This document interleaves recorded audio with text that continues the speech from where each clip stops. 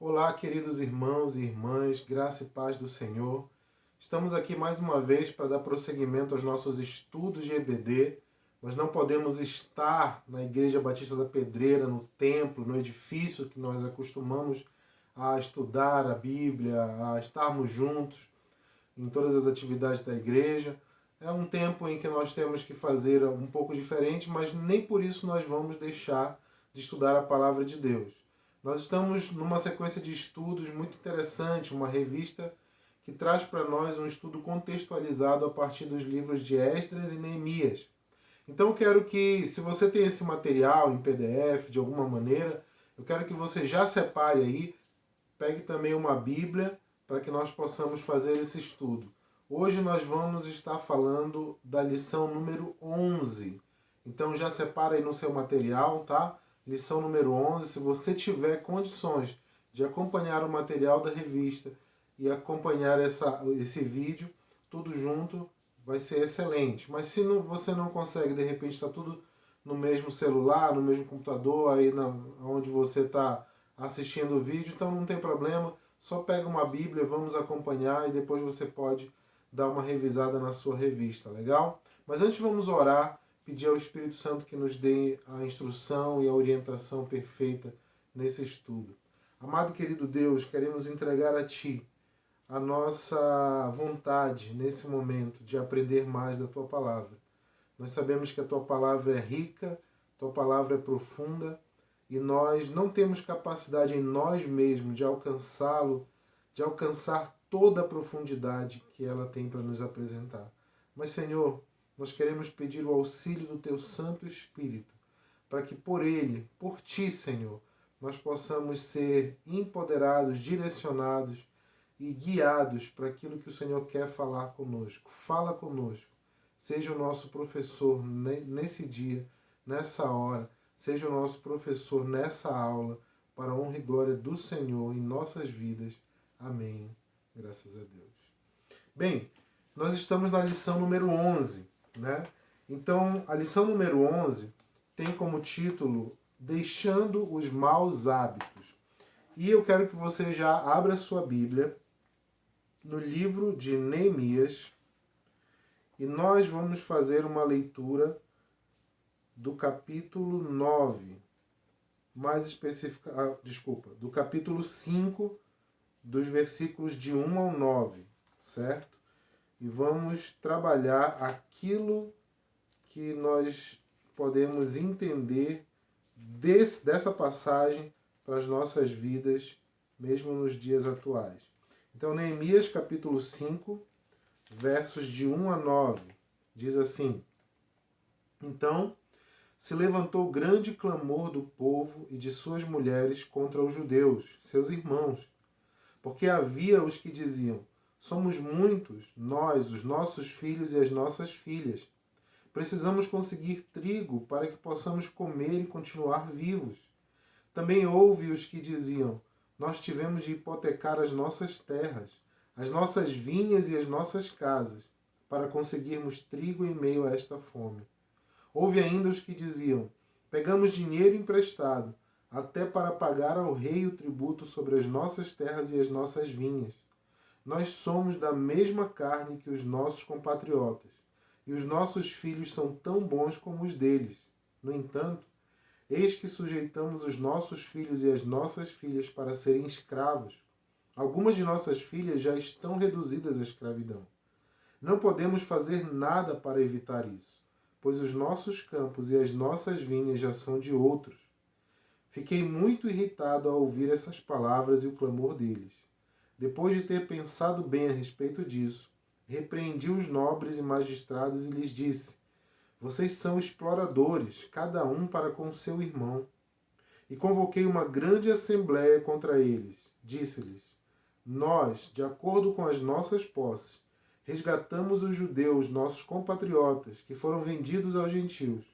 E agora vocês estão querendo vender os seus compatriotas para que tenhamos de comprá-los outra vez? Então eles se calaram e não acharam o que responder.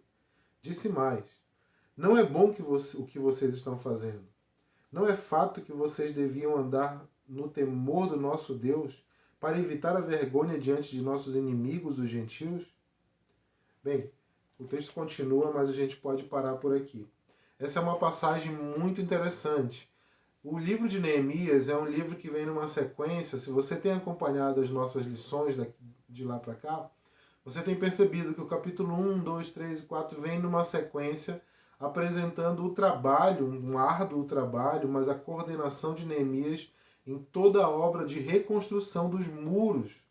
Eles estão de volta à Terra Prometida, com a permissão, né, do rei persa, e eles, de repente, Neemias tenha o entendimento, inspirado por Deus, de que é preciso reconstruir os muros, e aí tem toda aquela questão com a zombaria, a perseguição de gente de fora, Sanbalate, Tobias, e parece que no meio dessa situação toda, o texto vai concentrado nisso até o capítulo 4, quando chega no capítulo 5, apresenta uma situação interna, esse contexto social, de injustiça social que se apresenta entre eles, entre o povo de Israel. Então isso é uma coisa que aparece no meio de todo aquele contexto da reconstrução do muro, de ter que trabalhar de dia e vigiar de noite, a perseguição dos de fora, Sanbalate e Tobias, a zombaria deles, e toda essa questão acontecendo e ao mesmo tempo dentro, pessoas do povo passando fome, tendo que se endividar e se enrolar todo financeiramente, ao ponto de ter que entregar seus filhos à escravidão, não para gente de fora de Israel, mas para próprios judeus. Então, irmãos tendo lucro e aproveitando a situação de fome, de vulnerabilidade de um outro irmão, do seu próprio povo, para lucrar com isso.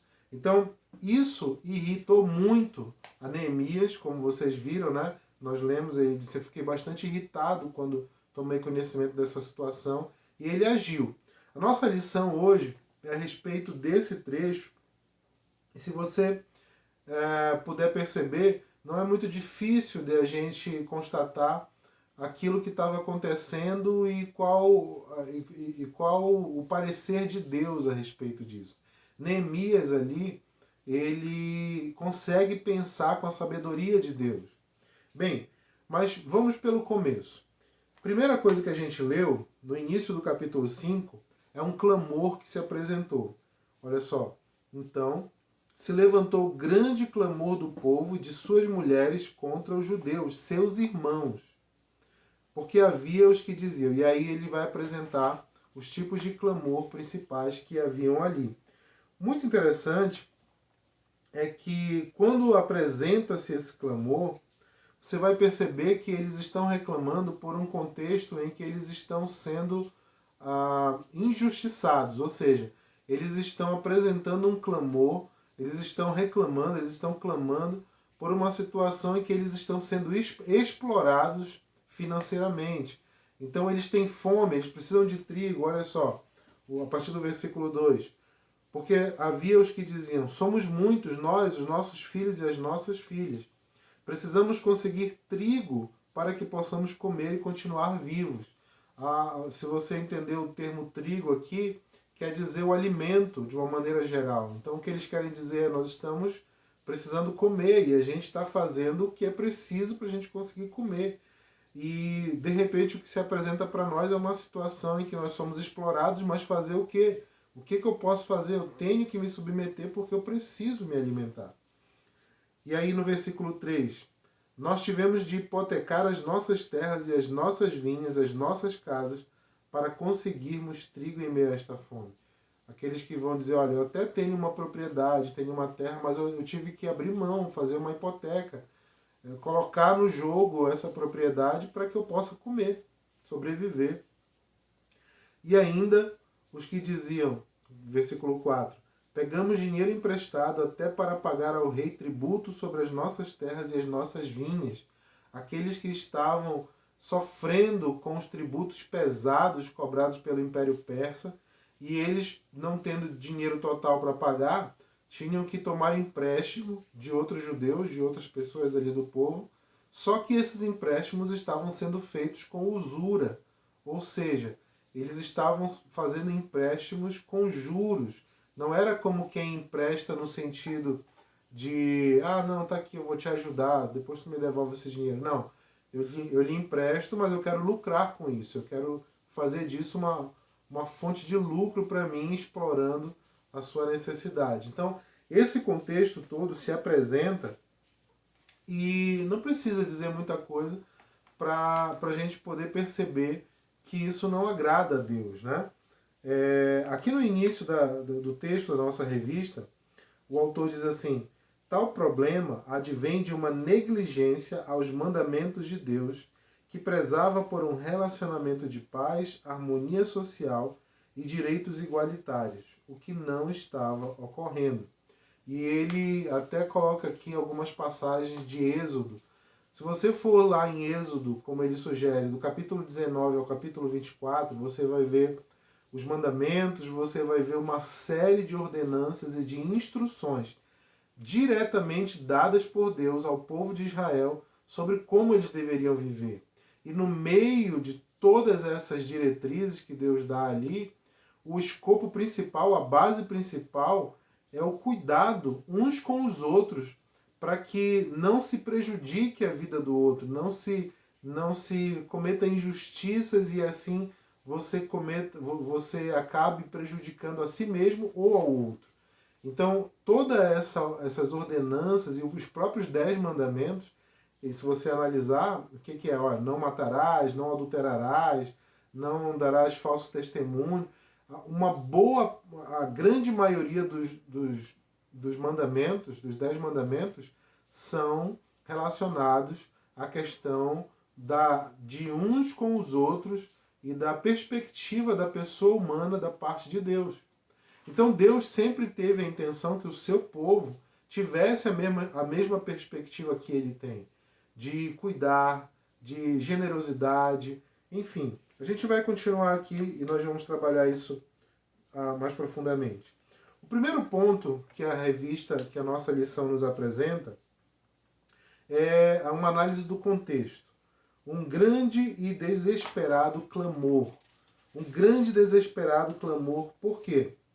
Porque o próprio povo reclamava de pessoas do próprio povo. Então veja bem, eles não estavam reclamando de que eles estavam sendo oprimidos pelos persas. Eles estavam sendo oprimidos pelos persas através de excessivos tributos, sim, mas isso já é esperado. É como quem diz assim, não, de quem não é da parte de Deus, de quem não faz parte do povo de Deus, eu já espero isso. Tudo bem. Mas a situação se agrava porque eles estão falando de gente do próprio povo, dentro do povo, explorando a eles. Então, nesse imbróglio todo, se apresenta 3 grupos de pessoas, 3 principais grupos que vêm clamar por uma solução. O primeiro grupo reclama que eles não tinham terra, mas eles precisavam comer, então eles vão precisar fazer alguma coisa. O versículo 2 que a gente leu, né? O segundo grupo são proprietários de terra, mas que haviam hipotecado suas propriedades com a triste finalidade de comprar comida. Ou seja, tiveram que chegar a esse finalmente para poder sobreviver. E um terceiro grupo que se apresenta com a sua queixa são aqueles que estão sofrendo com os impostos altos a serem pagos e se viam obrigados a fazer empréstimos para poder pagar imposto. Você imagina a situação. Só que aí, quem é que está agindo no meio disso tudo? Pessoas, dentre eles, judeus ricos, que descaradamente exploravam os próprios irmãos e irmãs, oferecendo-lhes empréstimos com usura. Ou seja, próprios judeus que tinham condições de ajudar a esses e que ajudavam, mas não ajudavam com o ímpeto, com um espírito de generosidade de ajuda, mas eles ajudavam com a intenção de lucrar. Olha só, se a gente for analisar esse contexto de uma maneira geral, alguns podem dizer assim, poxa, mas é errado emprestar, seria errado eles, poxa, o dinheiro é deles, eles trabalharam para enriquecer, eles trabalharam para ter esse dinheiro, seria errado eles fazerem um empréstimo e terem uma lucratividade, um retorno desse dinheiro? Para dar essa resposta, eu quero que a gente veja com cuidado algumas passagens. Bora dar um pulo lá no livro de Êxodo. Pega a sua Bíblia de novo aí e vamos dar uma checada lá em Êxodo, capítulo 22. Primeiro nós vamos ler o capítulo 22, versículos 21 a 25. Diz assim: Não maltrate o estrangeiro, nem o oprima, porque vocês foram estrangeiros na terra do Egito. Não maltratem as viúvas nem os órfãos. Se de algum modo os maltratarem, e eles clamarem a mim, eu lhes ouvirei o clamor. A minha ira se acenderá, e eu matarei a vocês à espada. As suas mulheres ficarão viúvas e os seus filhos ficarão órfãos. Se você emprestar dinheiro a alguém do meu povo, ao pobre que está com você, não trate com ele como um credor que impõe juros. Olha só, versículo 25. Se você emprestar dinheiro a alguém do meu povo, ao pobre que está com você, não trate com ele como um credor que impõe juros. Algumas outras versões falam de uma maneira mais clara. Não empreste com juros. Não cobre juros. Não empreste ao seu irmão cobrando juros. Isso fica muito evidente. Mas eu quero ainda ler uma outra passagem, aqui mesmo, só pulando para o capítulo 23. Eu quero ler os versículos 6 e o 9 do capítulo 23. O 6 diz assim: Não perverta o direito do pobre que vem até você com a sua causa. E o 9 diz: Não oprima o estrangeiro. Vocês sabem o que é ser estrangeiro, pois foram estrangeiros na terra do Egito. Então, isso aqui tem muitas outras passagens no decorrer do Antigo Testamento que vêm encher mais esse entendimento, mas isso aqui talvez seja o suficiente para demonstrar o que eu estou querendo passar para vocês, de que o princípio por trás de tudo isso é que o povo de Deus, as pessoas do Senhor que pertencem a Ele, ajam com a mesma motivação que o próprio Deus age. Então estamos falando de amor, de generosidade, de bondade, de colaboração, estamos falando de ajuda, estamos falando do Espírito de Deus agindo através das pessoas. Então nós precisamos nos ligar a esses princípios. Isso aí é algo que a gente precisa meditar, inclusive para os nossos dias. Com que motivação você faz o que você faz? De repente, a gente se vê em situações em que a gente tenta se aproveitar das determinadas situações em detrimento de um irmão, em detrimento de uma pessoa que nós deveríamos e poderíamos ajudar, né? Isso é uma coisa, é um assunto que a gente não fala muito hoje. Parece que é um pouco, causa um pouco constrangimento falar sobre isso, porque parece um pouco injusto se você for analisar aquela pessoa que acumulou mais dinheiro do que o outro, né, que conseguiu chegar a um nível de riqueza, enquanto outros estão na pobreza, de repente na mesma igreja, no mesmo contexto. De repente essa pessoa pode pensar, não, mas não é justo você querer vir impor a mim que eu seja obrigado a dar do meu dinheiro, que eu lutei, que eu suei para conseguir, para o outro que está pobre. Ele também tem que lutar, ele também tem que fazer a parte dele. Ok, isso a Bíblia não condena, mas o que há de muito claro em todo o contexto bíblico é o dever do povo de Deus de manter a generosidade, a bondade e a ajuda em todo tempo. Em todo tempo. Vamos continuar aqui, a gente ainda vai falar mais especificamente sobre isso. O autor da nossa lição fala algo muito interessante aqui ainda no ponto 1. Ele diz: é importante ressaltar que o fator social na cosmovisão religiosa israelita foi a causa de sua ascensão e derrota. Ao lermos o texto de 1 Reis, capítulo 12, percebemos que o povo de Israel estava sob o regime de escravidão no governo de Salomão, sendo uma das causas para a divisão do reino em norte e sul. Então, Salomão herdou do pai de Davi um reino unificado. A gente sabe que depois do reinado de Salomão, o reino de Israel foi dividido em reino do norte e reino do sul, né? Israel e Judá. E nós vemos a partir de então um contexto de deterioração do reino. A nação de Israel vai num processo de decadência a partir daí.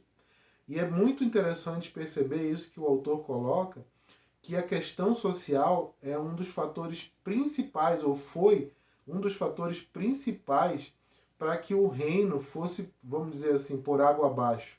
Por quê? Porque havia o sistema de escravidão interno entre eles, e isso foi degradando o próprio sistema social e o convívio de justiça e de injustiça, vamos dizer assim, que acontecia entre eles. Então, de repente, quando nós estamos agora no contexto aqui da época de Neemias, é uma espécie de recomeço para o povo. Toda a história se passou, foram levados ao cativeiro, tiveram que sair da terra prometida, que eles tanto queriam, tanto lutaram para estar lá, e eles tiveram que ir a terras obrigatoriamente de outros povos cativos, e Deus de repente está dando a chance de eles recomeçarem, de eles voltarem e refazerem a sua história. Então eles não deveriam perder essa chance. Esse recomeço deveria ser marcado por uma série de atitudes que fossem de acordo com a palavra e o padrão de Deus para o seu povo. Então, certamente, explorar os irmãos não é o padrão de Deus. A gente viu várias passagens, tem muitas outras, mas nós vimos em Êxodo, eu ainda vou citar outras passagens daqui a pouquinho, que vão sempre construindo essa ideia de que há um princípio geral dentro do povo de Deus, dado por Deus esse princípio, de que é preciso que nós cuidemos uns dos outros. Então, assim, é interessante a gente perceber que nunca Deus aprovou que a ganância ou a usura, a tentativa de se aproveitar da situação ruim de uma outra pessoa, do próprio povo de Deus, nunca Deus aprovou que essa situação fosse utilizada para o enriquecimento de uns em detrimento de outros. Mas vamos deixar isso bem claro aqui, mais uma vez, esclarecendo. Eu não posso, então, vender uma coisa para o meu irmão, então eu tenho um computador, eu não uso mais, eu não posso vender esse computador para o meu irmão? Claro que pode. Não é isso que Deus está condenando, não é isso que a situação aqui está apresentando. Nós estamos falando de pessoas que estavam passando fome, estavam numa situação de perderem suas próprias vidas, e elas estavam ali precisando de ajuda. Não era uma negociação comercial, uma simples questão de compra e venda, era uma situação grave de pessoas passando necessidade real para sobreviver, e outros do mesmo povo olhando essa situação não com um olhar de caridade, mas com um olhar de aproveitamento. Entende? Bom, vamos ao ponto 2. Ponto 2 diz: ganância e apego excessivo ao dinheiro. Vamos dar uma lembrada no versículo 7, lá do capítulo 5 de Neemias, que nós lemos. Nós já lemos toda a passagem, né, até o versículo 9, mas vamos dar uma lida de novo aqui, somente no versículo 7, que diz assim: depois de ter pensado bem a respeito disso, repreendi os nobres e magistrados e lhes disse, palavras de Neemias: vocês são exploradores, cada um para com o seu irmão. E convoquei uma grande assembleia contra eles. Vocês são exploradores, palavra dura escolhida por Neemias, mas não mentirosa, não exagerada, palavra verdadeira. Vocês estão explorando o próprio povo de vocês, o próprio irmão. E esse apego excessivo ao dinheiro iria prejudicar a nação. Neemias estava tendo uma visão holística, uma visão completa, uma visão da figura como um todo. Ele estava dizendo, além disso ser um pecado individual de vocês, isso é uma questão que vai prejudicar a nação como um todo. E isso acontece assim, quando nós temos uma sequência de hábitos ruins que se alastram pelo povo, o que acontece com o povo de uma maneira geral? Se torna um povo prejudicado pelas suas próprias ações. A própria palavra de Deus vai falar a respeito disso. Lá em Provérbios vai dizer que Deus ele odeia balanças injustas, balanças que pendem mais para um lado do que para o outro. Significa que Deus odeia a parcialidade, a injustiça, a falcatrua, o engano, o engodo, falsear alguma coisa para enganar alguém. E isso a gente vê de montão por aí, né? Bem, a gente vai sempre ver isso de monte por aí. Isso é esperado do sistema mundano, mas dentro do povo de Deus isso não pode acontecer. Podemos ver em várias referências da palavra de Deus, por exemplo, Isaías 5:8 e Amós 6:4, as orientações contra as injustiças provenientes da usura. Vamos dar uma lida aí nessas passagens. Primeiro vamos ver Isaías 5:8, para a gente ainda mais corroborar essa ideia. Isaías, capítulo 5, verso 8. Diz assim: Ai dos que ajuntam casas e mais casas, reúnem para si campos e mais campos, até que não haja mais lugar, e ficam como únicos moradores no meio da terra. Olha só, palavra dura, né? Ai dos que ajuntam casas e mais casas, reúnem para si campos e mais campos, até que não haja mais lugar, e ficam como únicos moradores no meio da terra. Deus está falando a respeito do quê? De pessoas que acumulam bens, que acumulam muitas coisas, enquanto ao lado delas há alguém que não tem nem sequer uma dessas coisas. Então imagina que, de repente, você tem um irmão na sua comunidade que está passando necessidade bem do seu lado, ele convive no contexto religioso, no contexto eclesiástico com você, e ele está passando uma grande necessidade, e você tem muita abundância, e você está bem do lado dele, e você mantém a sua abundância só para você, ignorando a necessidade dele. É disso que Isaías está falando. Vamos dar uma olhada também na passagem de Amós, capítulo 6, versículo 4. Amós, capítulo 6, versículo 4. Diz assim a palavra de Deus: Vocês dormem em camas de marfim e se espreguiçam sobre os seus leitos. Comem os cordeiros do rebanho e os bezerros que estão na engorda. Olha só. Vocês dormem em camas de marfim e se espreguiçam sobre os seus leitos. Comem os cordeiros do rebanho e os bezerros que estão na engorda. Isso aqui é uma palavra que tem um tom de jocoso, um tom de jocosidade, um tom de condenação a respeito da prática de pessoas que eram muito ricas e que não ligavam para aqueles que passavam necessidade, para aqueles que precisavam de alguma coisa e era do mesmo povo que eles, né? Então, são algumas passagens, nós poderíamos citar muitas outras.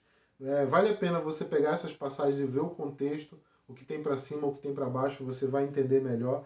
Mas além dessas, eu gosto muito de umas passagens que tem em Deuteronômio. Então vamos lá em Deuteronômio, primeiro no capítulo 14. Nós vamos ler duas passagens. Primeiro eu quero ler Deuteronômio 14, do 27 ao 29.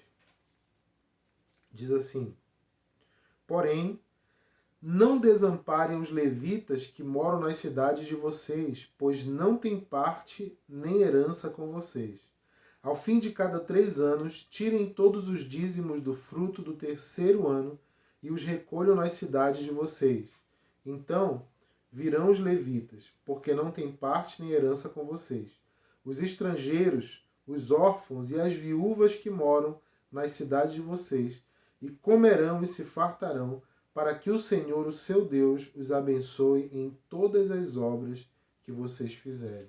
Então, olha só, até na figura do dízimo, havia um cuidado da parte de Deus para que esse dízimo, além de cuidar daquilo que fosse do cotidiano necessário para ser cuidado dentro de toda a liturgia ali do judaísmo, mas muito importante e talvez principalmente também cuidasse daqueles que eram necessitados. Toda vez que você encontrar na Bíblia falando sobre órfãos e viúvas, o estrangeiro, o órfão, a viúva, são termos chaves para você saber que a Bíblia está falando sobre aqueles que estão desamparados, aqueles que não têm talvez aonde se escorar, aonde se ancorar, não tem quem os defenda, não tem quem os ajude. Então, toda vez que você vê esses termos, o órfão, a viúva, o estrangeiro, juntos ou separados, geralmente está falando a respeito de um contexto de pessoas que precisam do cuidado de outros, que estão desamparados ou necessitados de alguma maneira. Eu também quero ler o capítulo 15, aqui em Deuteronômio ainda, capítulo 15, os versículos 7 e 8. Se houver algum pobre entre vocês, no meio dos seus irmãos, em alguma das cidades de vocês, na terra que o Senhor seu Deus lhes dá, não endureçam o seu coração, nem fechem as mãos ao seu compatriota pobre. Pelo contrário, devem abrir a mão para ele e lhe emprestar o que lhe falta, tudo aquilo de que tiver necessidade. Vou ler de novo.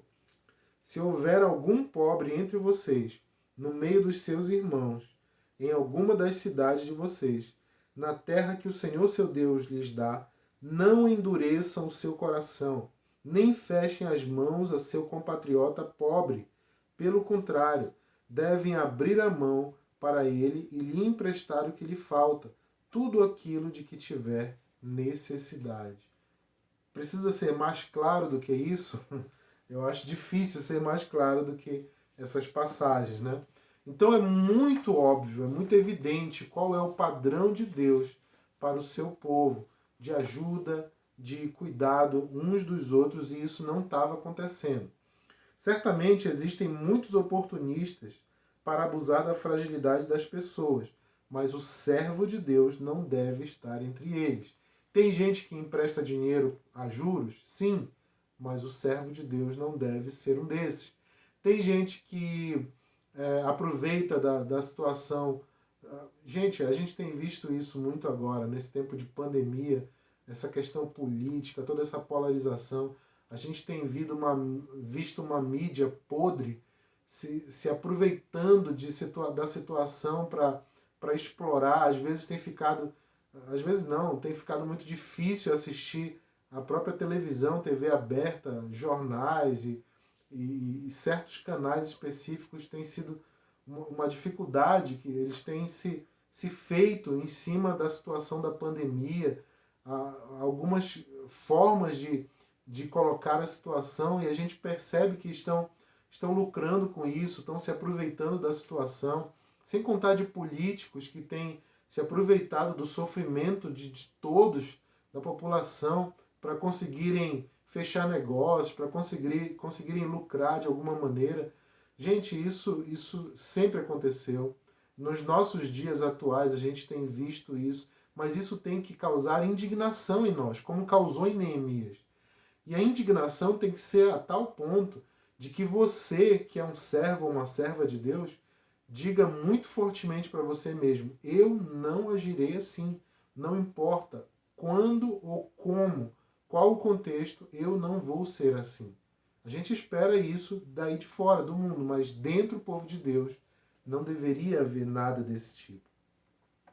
Os pobres estavam perdendo seus bens por conta dos juros exorbitantes, gerando a miséria, porque o povo entregou seus bens, suas propriedades, suas casas e até seus filhos. Nada muito diferente dos dias atuais, é o que eu estava dizendo, né? Bem, a gente entra agora no terceiro ponto da nossa lição, que vai falar sobre a atitude de Neemias. Neemias e o confronto das injustiças.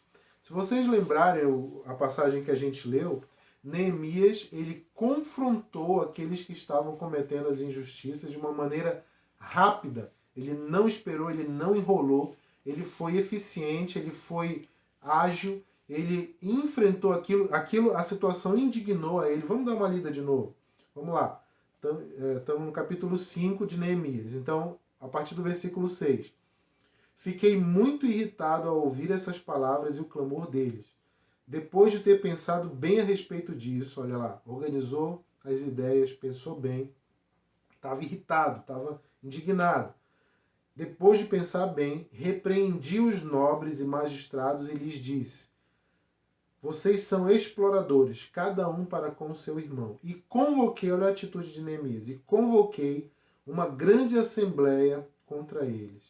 E nessa assembleia, Neemias os repreendeu publicamente. O mais interessante é que eles não tiveram nenhuma atitude de retrucar. Não tinha palavras, não tinha o que dizer, não tinha como se defender. Era só aceitar. Sim, nós estamos fazendo isso. Olha, o versículo 8. Disse-lhes: nós, de acordo com as nossas posses, resgatamos os judeus, nossos compatriotas que foram vendidos aos gentios. E agora vocês estão querendo vender os seus compatriotas para que tenhamos de comprá-los outra vez? Então, eles se calaram e não acharam o que responder.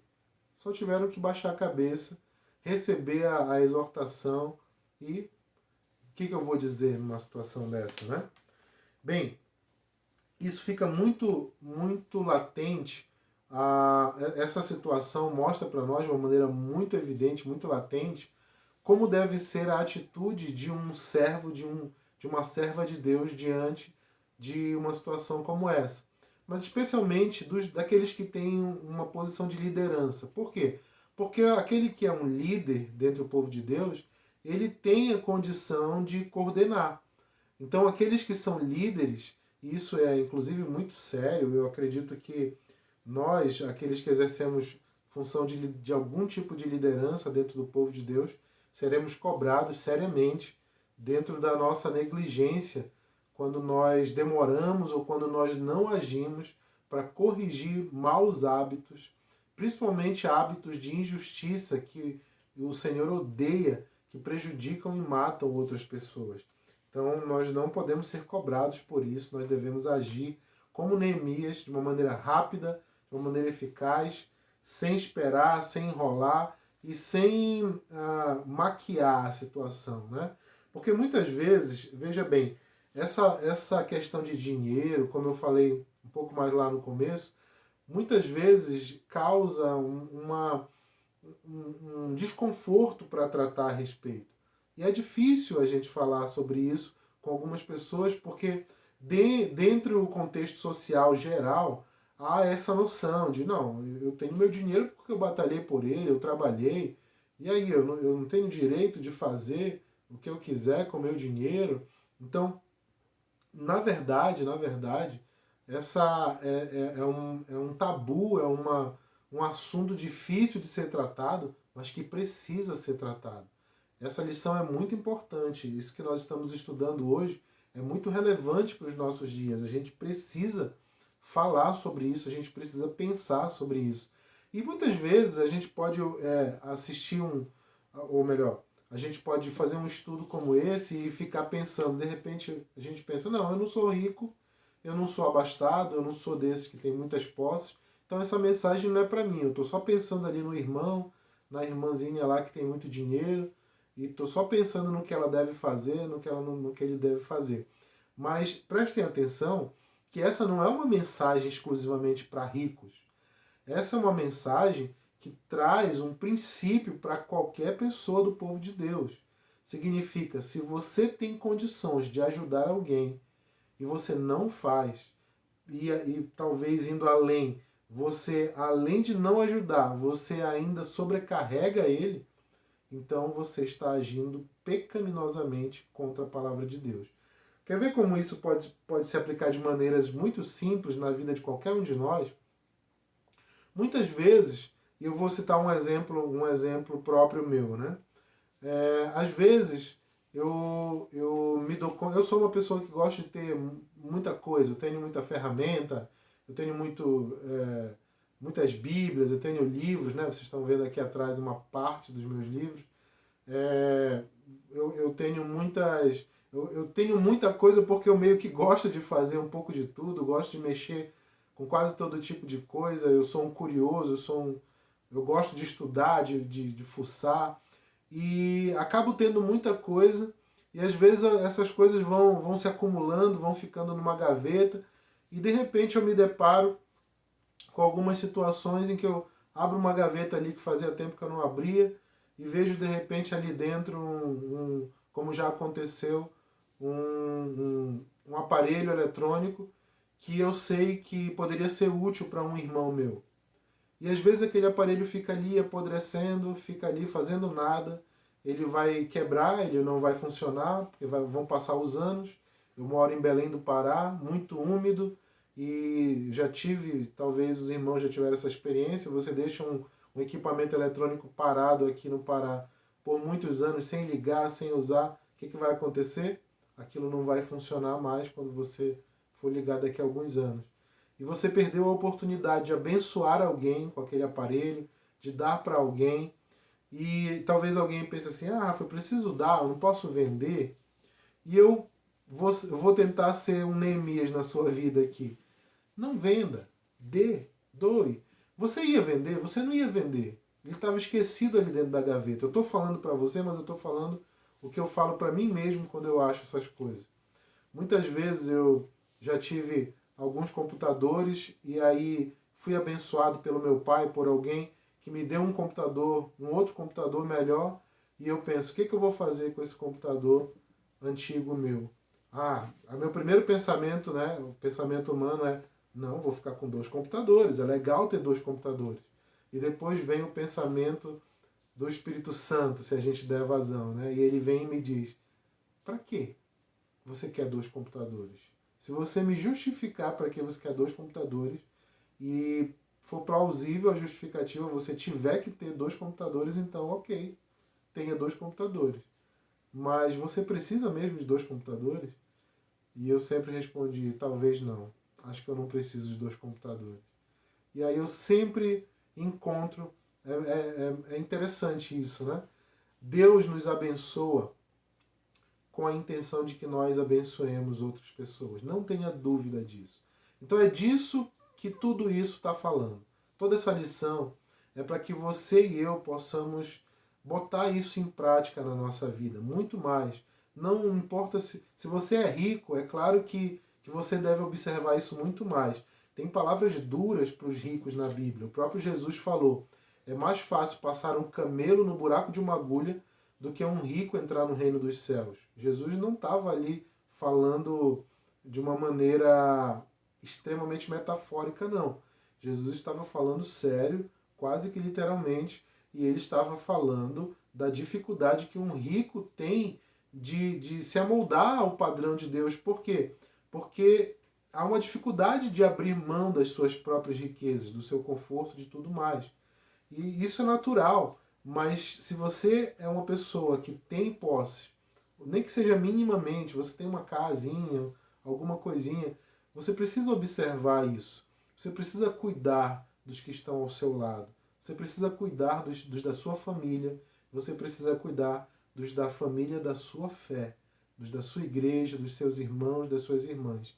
E se você de repente não é um rico, você não tem muito dinheiro, você não tem muitas posses, lembre-se, Deus lhe abençoa para que você possa ter condição de abençoar outras pessoas. É interessante a gente perceber que em muitas ocasiões na história da igreja, na história do cristianismo, a grande marca do povo de Deus, assim semelhante a como é descrito lá no livro de Atos, como fazia a igreja em Jerusalém, a grande marca do povo de Deus era o cuidado extremo uns dos outros. Isso precisa continuar sendo uma marca do DNA de Jesus Cristo em nós. Nós precisamos sermos essa mensagem ambulante de que nós carregamos o verdadeiro cuidado uns com os outros.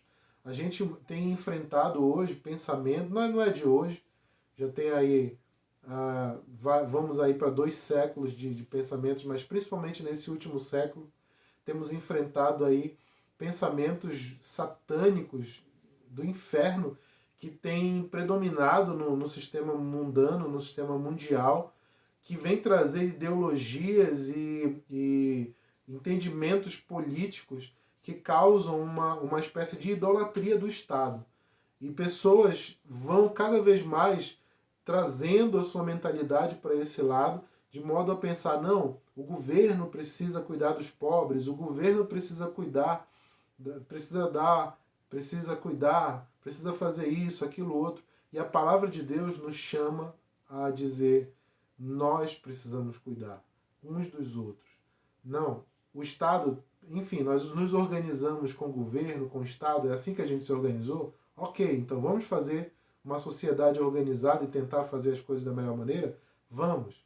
Mas como disse Jesus, os pobres sempre haverão. Isso também tem no Antigo Testamento. Sempre haverá os pobres.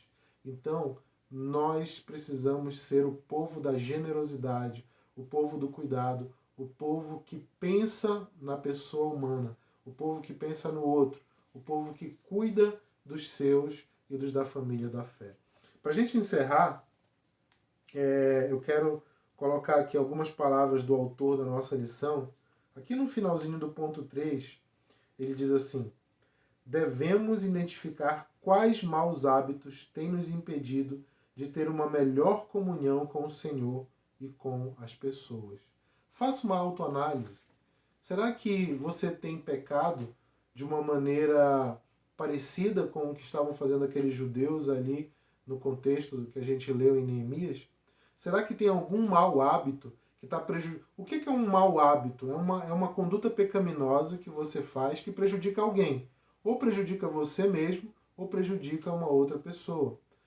Você tem algum mau hábito que está tomando conta da sua vida? Olha, nós pecamos por ação, mas nós também pecamos por negligência. Pensa nisso, faz uma autoanálise e vamos ver se a gente consegue respirar mais fundo e pensar mais nessas coisas para que nós possamos testemunhar do Senhor. Afinal de contas, no final aqui do texto que a gente leu, no versículo, aqui no capítulo 5 de Neemias, no versículo 9, olha o que diz: não é bom o que vocês estão fazendo. Não é fato que vocês deveriam andar no temor do nosso Deus para evitar a vergonha diante de nossos inimigos, os gentios? Sabe o que isso significa? O testemunho diante dos não crentes, que não fazem parte do povo de Deus, trazendo aqui para o nosso contexto os não cristãos. Ou seja, os maus hábitos, a ganância, a injustiça, aquilo que a gente faz internamente dentro do povo de Deus, se torna para nós um mau testemunho e nós, ao invés de sermos testemunhas do Evangelho de Cristo para os de fora, nós nos tornamos vergonha para o Evangelho, nós nos tornamos mau testemunhas. Nós damos um mau testemunho ao mundo e o mundo não consegue enxergar Deus em nós. Para o mundo enxergar Deus em nós, nós precisamos seguir aquilo que a palavra de Deus diz. Eu amo a palavra do Salmo 37, que diz: o ímpio, ele pede emprestado e não devolve, mas o justo, ele se compadece e dá. Que o Senhor nos abençoe, que a gente possa meditar a respeito disso, aprendermos grandes lições, principalmente nesse tempo em que a gente vive, de tanto sofrimento, tanta dor, pessoas passando por situações tão difíceis. Que o Senhor tenha misericórdia de nós, que nós possamos agir de acordo com a palavra de Deus, que o Senhor te abençoe, que você possa meditar e aprender dessa lição em nome de Jesus. Até a próxima.